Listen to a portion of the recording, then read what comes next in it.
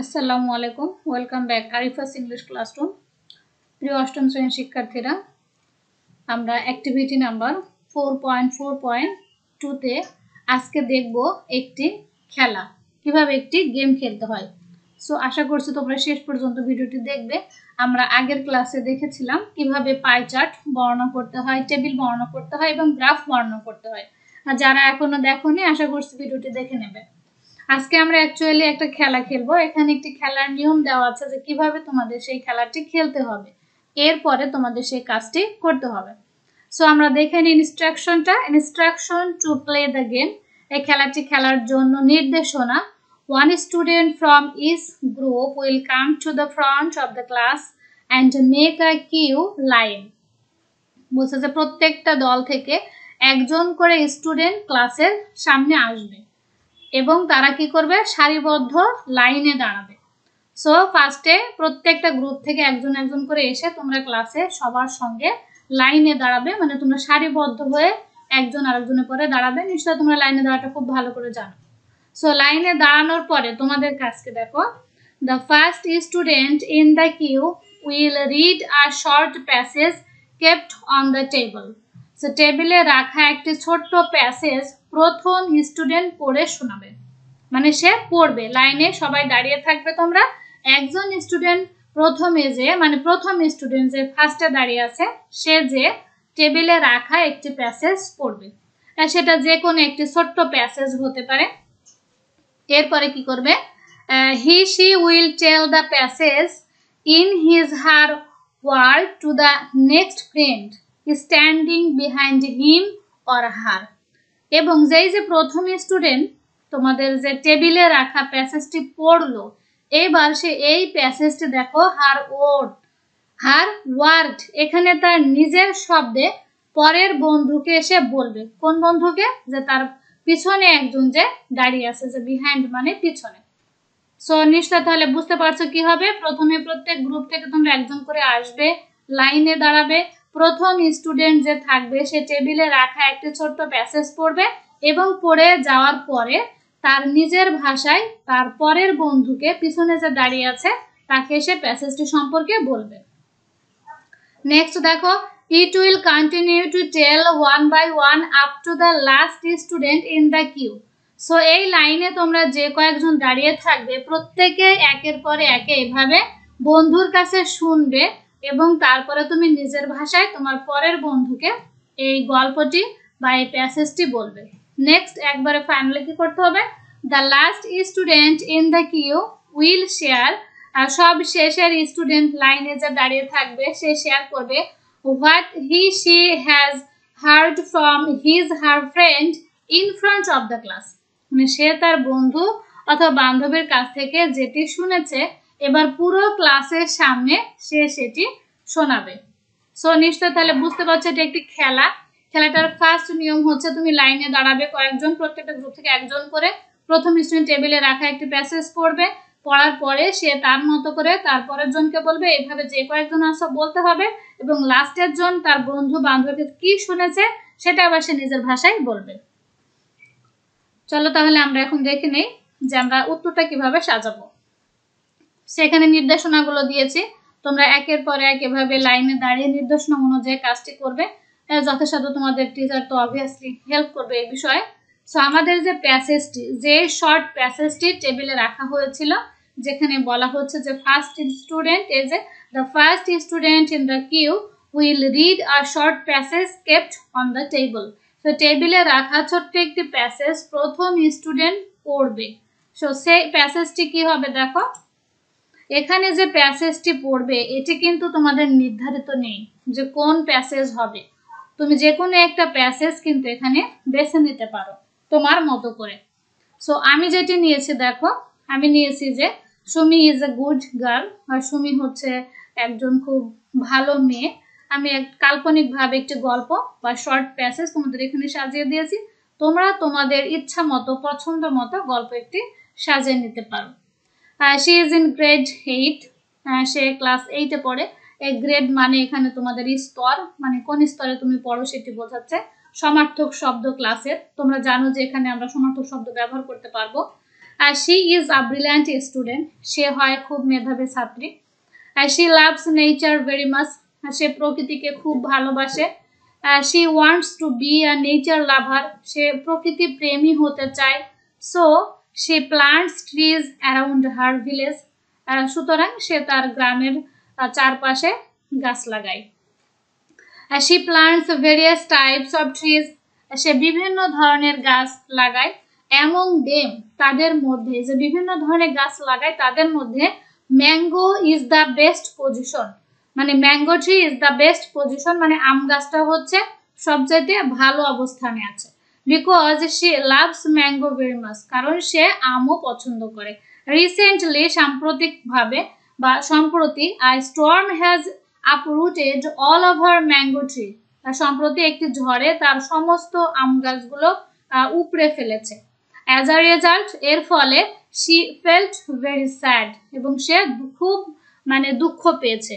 So এটি হচ্ছে আমাদের শর্ট প্যাসেজ। প্যাসেজটি খুব বড় হওয়া যাবে না, প্যাসেজটা একটু ছোট্ট একটা প্যাসেজ নিতে হবে। এই প্যাসেজটি পড়ার পরে তুমি নেক্সট যে কাজটা সেটি কি আছে দেখো, সেটি হচ্ছে এইটি যে তুমি পড়লে এই প্যাসেজটি টেবিলে রাখা ছিল ফার্স্টে, এই প্যাসেজটি তুমি তোমার পিছনে দাঁড়ানো বন্ধুকে বলবে। একই অর্থ থাকবে, তুমি শুধু একটু পরিবর্তন করে বলবে। সো আমি যেটি পরিবর্তন করেছি দেখিয়ে দিই। একই যেহেতু বাংলা ট্রান্সলেট করে বারবার দিচ্ছি না, হু এখানে যোগ করেছে। দেখো এখানে একটা সেন্টেন্স ছিল, মানে দুটো ছিল প্রথম প্যাসেজে, যে গার্ল ছিল, তারপরে বলেছিলাম যে সে 8-এ পড়ে। এখানে আমি দুটো মিলে একটি করেছি, যে Sumi is a good girl who is in grade 8। এখানে ইসটা আসবে না, হু ইজ ইন গ্রেড 8, যে ক্লাস 8-এ পড়ে। ওকে, নেক্সট দেখো প্যাসেজ একই রকম সবগুলো থাকছে। তুমি তোমার বান্ধবী বা বন্ধুকে নিজের মতো করে যখন বলবে, দ্যাটস একটু চেঞ্জ করে নিবে। যেখানে বলা আছে যে তোমার হার ওয়ার্ড, মানে তুমি বললে তোমার ভাষায় তুমি বর্ণনা করবে।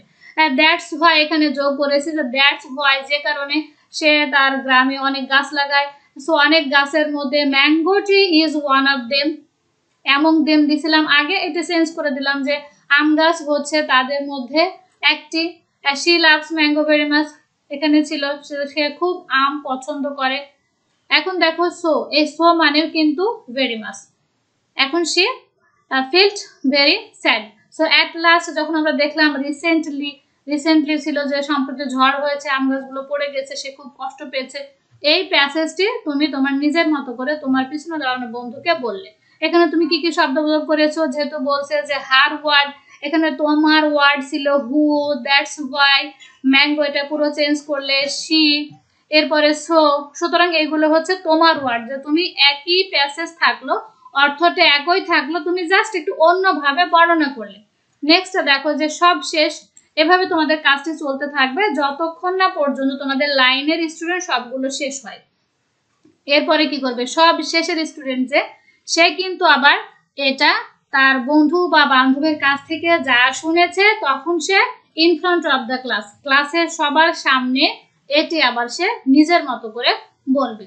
সো এখানে দেখো সে কি বলছে, Sumi is a excellent girl and reads in class 8।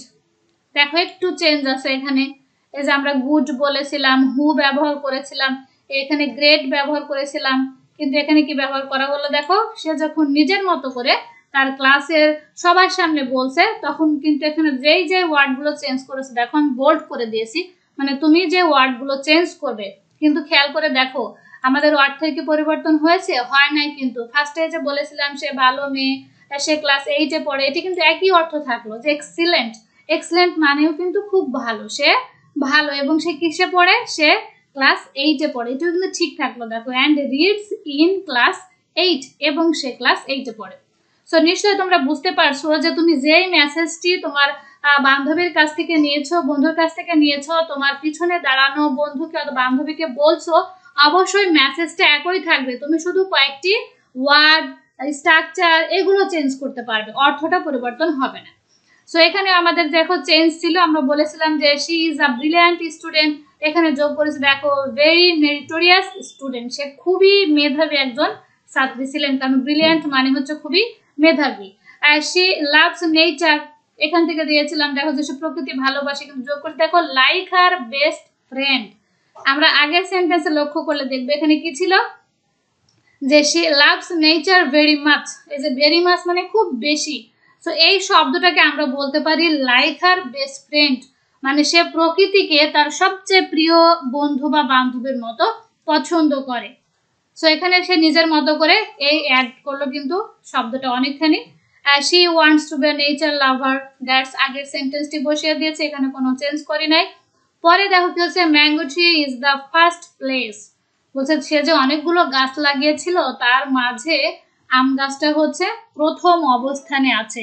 আমরা আগেরটায় দেখেছিলাম যে সেখানে পজিশন ছিল, এরপরে বেস্ট ছিল, কিন্তু এখানে দেখলাম যে সে যখন বর্ণনা করছে তখন এটাকে আবার ফার্স্ট প্লেস বলছে। অর্থ কিন্তু একই, কিন্তু এক একজনের বলাটা এক এক রকম, মানে ভাষার চয়েসটা এখানে আলাদা। she likes mango, so she likes মানে সে পছন্দ করে, so মানে কিন্তু খুব বেশি পছন্দ করা। সো এখানে আমরা আগে দিয়েছিলাম যে she loves mango very much, এই very much এর পরিবর্তে আমরা ছোট্ট একটা শব্দ নিয়ে আসলাম, সেটা হচ্ছে so। এই so মানেও অনেক বেশি পছন্দ করা। সো এখানে আমরা কি চেঞ্জ করছি নিশ্চয় ধরতে পারছো, যে কিছু জায়গায় শব্দ, কিছু জায়গায় স্ট্রাকচার পরিবর্তন করে কিন্তু তোমার বন্ধু অন্যের প্যাসেজটা তোমার কাছে বলছে। আর শর্ট টাইম অ্যাগো দেখো এখানে ছিল আমাদের রিসেন্টলি, তোমরা আগের সেন্টেন্সটির সাথে এটা মিলায়ে পড়বে, যে রিসেন্টলি ছিল, এই রিসেন্টলি মানে কিন্তু, আর শর্ট টাইম অ্যাগো মানে খুব অল্প সময় আগে, বেশি দিন না, একটা ঝড় এসেছিল এবং ঝড়ে সে আম গাছগুলো সব উপরে গিয়েছিল, তাই তার মনটা খুবই খারাপ হয়েছিল। উপরে দেখো দেয়া ছিল যে she felt very sad, এখানে কি করলাম আমরা, that made her very sad, মানে যেটি তাকে অনেক কষ্ট দিয়েছিল।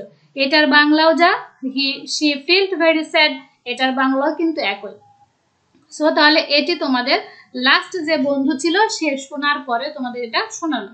অ্যাকচুয়ালি এটি তোমাদের আগের যে স্ট্রাকচারটি ছিল আমাদের প্যারাফ্রেজিং এ, এটি হচ্ছে মূলত যে একটা টেক্সটকে প্যারাফ্রেজ করতে গেলে তুমি কিভাবে বর্ণনা করবে, এটি একটি খেলার মাধ্যমে দেখানো হয়েছে। যে ফার্স্টে তোমরা প্রত্যেকটা দল থেকে একজন করে আসবে, হয়তো 5-6 জন হবে, বা অনেক বড় যদি তোমাদের স্টুডেন্ট অনেক বেশি হয় 10 জন হতে পারে, একের পর এক প্রত্যেকে যে প্রথম একজন যেই প্যাসেজটি পড়েছে এটি কিন্তু একের পর এক তোমাদের শোনাবে, লাস্টের জন সবার সামনে দাঁড়িয়ে এটি আবার নিজের মতো করে তোমাদের শোনাবে। বাট এখানে কিন্তু অর্থের কোনো পরিবর্তন হবে না, তোমরা বিভিন্ন ধরনের শব্দ চয়েস করতে পারো। আর এরই মাধ্যমে আমরা শেষ করছি এক্সপেরিয়েন্স নাম্বার 4। নেক্সটে আমরা কাজ করব এক্সপেরিয়েন্স নাম্বার 5 নিয়ে। আশা করছি তোমরা শেষ পর্যন্ত আমার সঙ্গে প্রত্যেকটা ক্লাস মনোযোগ দিয়ে করবে। নেক্সট টাইমে আমরা শুরু করব এক্সপেরিয়েন্স 5। আর অবশ্যই আমার চ্যানেলটি সাবস্ক্রাইব করো, ভিডিওগুলো লাইক করো, কমেন্টস করো, এবং সবাই আমার সঙ্গে থেকো। আজকে এখানে শেষ করছি, নেক্সটে দেখা হবে নেক্সট ক্লাসে। সেই পর্যন্ত সবাই ভালো থেকো, সুস্থ থেকো। আসসালামু আলাইকুম।